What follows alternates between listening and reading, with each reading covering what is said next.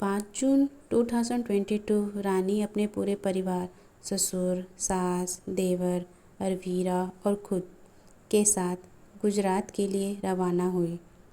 Airport पर check in के दौरान सब कुछ सामान्य लग रहा था, लेकिन फ़्लाइट में बैठने से ठीक आधे घंटे पहले जब आईडी वेरिफिकेशन शुरू हुआ तो एक चौंकाने वाला सच सामने आया। टिकट गलती से 5 जून की जगह 5 अक्टूबर की बुक हो गई थी। यह सुनते ही सभी के पैरों तले ज़मीन खिसक गई। एक तरफ अरविंद का इंतज़ार कर रहा गंभीर ऑपरेशन, दूसरी ओर यह नई मुसीबत। रानी और उसका परिवार फिर से तनाव में आ गया। रानी सोचने लगी, आखिर क्यों? एक के बाद एक रुकावटें क्यों आ रही है? पहले ससुर का एक्सीडेंट, अब टिकट की भारी चूक। क्या ये सिर्फ संयोग है या भगवान किसी नई परीक्षा का संदेश दे रहे हैं? रानी अपनी महज 5 महीने की अरवीरा को गोद में लिए एयरपोर्ट पर घंटों बैठी रही। मन में चिंता, आँखों में थकान और दिल में उदासी। उस रात पूरा परिवार पास के होटल में रुका।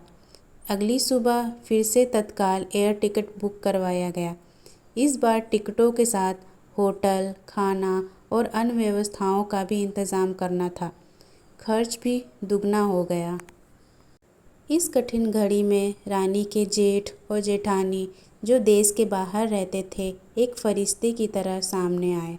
उन्होंने होटल बुकिंग, टिकटिंग और अन्य सभी ज़रूरतों में दिन रात साथ दिया।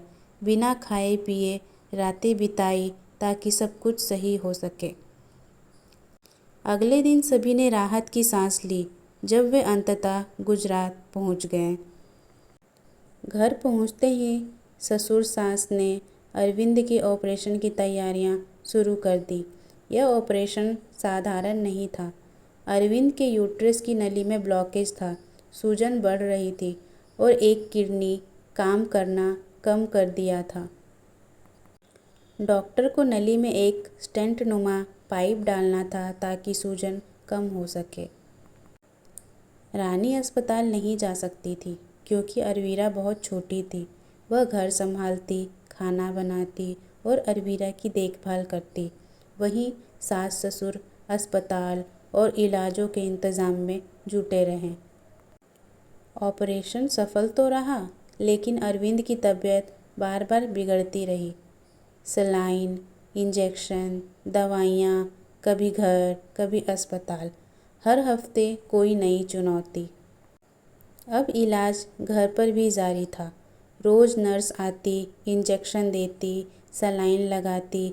खर्चे ऐसे बढ़ रहे थे जैसे पैसों की नदियाँ बह रही हो। यह समय मानसिक और आर्थिक दोनों रूप से पूरे परिवार के लिए बहुत भारी था। इस बीच रानी और अरवीरा की भी परीक्षा जारी थी। अरवीरा के पापा बार बार अस्पताल जा रहे थे और बेटी उनसे दूर होती जा रही थी। यह देख रानी का दिल टूट जाता था। वह अरवीरा को वीडियो कॉल पर पापा से बात करवाती, लेकिन वो पापा की गोद के लिए तरसती रहती।